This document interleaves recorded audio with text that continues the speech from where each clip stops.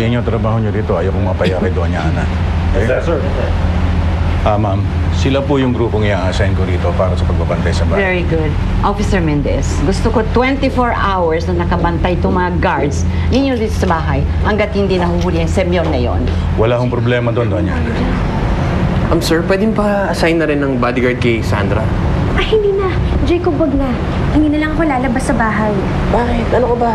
Siyempre mag-aayos pa tayo ng kasal natin, di ba? Tsaka alam na naman ni Lole. Yes, I'm so happy for the two of you. At hindi lang happy, I am so excited. And I'll see to it that this time talagang tuloy na tuloy ko na makakapili sa kasal ninyong dalawa. Okay? Okay. Officer Mendez, gusto ko sana bigyan mo pa ng dalawang guard si Sandra. Pero gusto ko yung magaling at saka yung listo.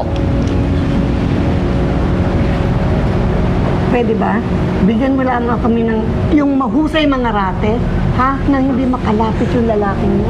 Wala akong problema doon, ma'am. Meron akong tauhan dyan na magaling sa martial art. Yun ang i-assign ko po kay Ma'am Sandra. Kayang-kaya na niya yun. Good. Halika na iyan. Gagawa tayo ng listahan sa kasal ninyo. Yung mga bisita, halika na. Lola?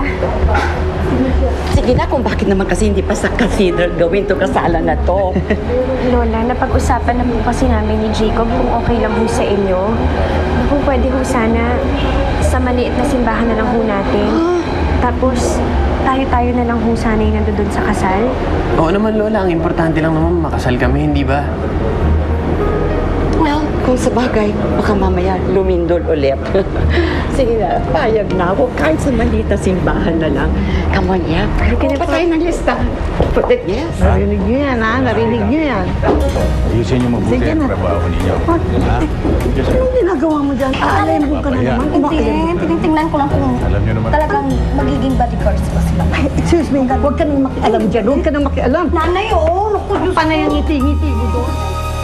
Huwag ka na magpalusot, Desmond. Eh, kasalanan mo naman talaga eh. Ang bagal-bagal mo.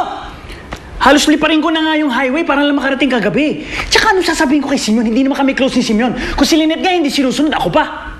Eh, paano kung maaga ka lang sana dumating, eh di sana nakausap mo siya. At hindi na sana niya nalapitan si Michelle.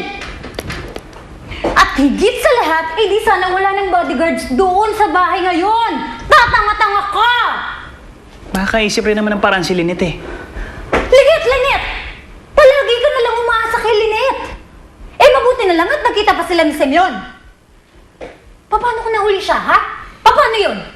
Eh, di sayang lahat ng pinaghirapan namin.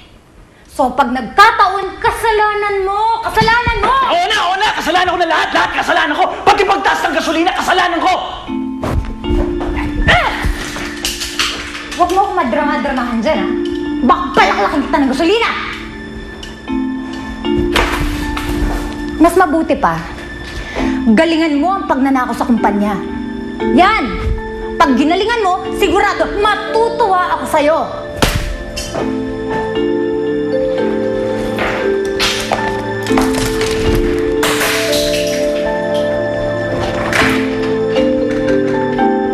Anong pangalan ng mga bodyguards mo, Michelle? Hindi ko alam eh. Basta tawag ka sa kanila. Si B1 na si B2. Ginagawa nila kung anong inuutos ko. Talaga? Ang galing-galing mo naman. Bakit may bodyguard si Michelle? Kasi nakatakas yung tatay niya sa kulungan.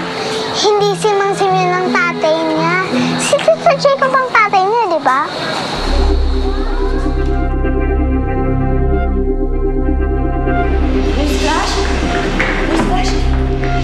Yes.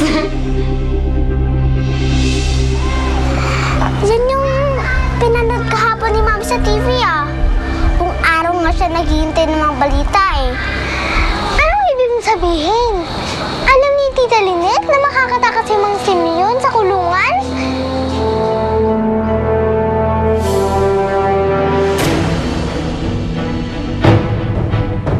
Philip, ano bang may paglilingkod ko sa'yo? Kung may balak ka na isoli mo sa akin si Lynette, sorry, hindi ko siya matatanggap. Wala nang saulian. Ikakaan na lang ang kasal namin, ha? Ikakasal na sila agad? Hindi matutuloy yun. Pumunta po ako dito para po sa anak kong si TJ. Hindi po ito si Michelle, si Jennifer po ito. Sino po ito? Susan. Sinisiguro ko sa'yo, may pangyayaring masama pag natuloy ang kasal. Jacob, natatakot ako.